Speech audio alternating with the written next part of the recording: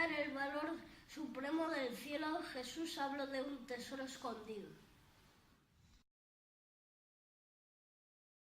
El reino de los cielos es semejante a un tesoro escondido.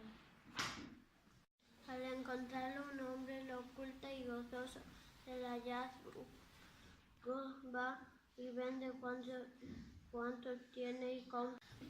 Pararé a descansar a la sombra de este árbol. ¿Qué vio en el suelo?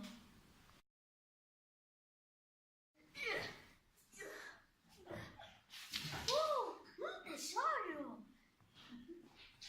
Compraré el campo.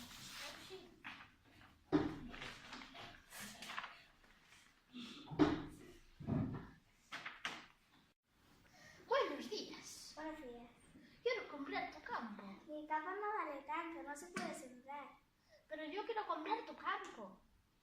Vale 50.000 euros. Pues voy a volver a casa y ver. El hombre fue a casa. Buenos días, ya tengo el dinero. El campo ya está lleno.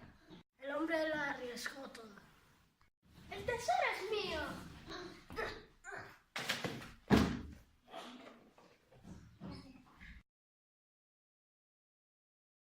Toma, te doy una moneda de mi tesoro.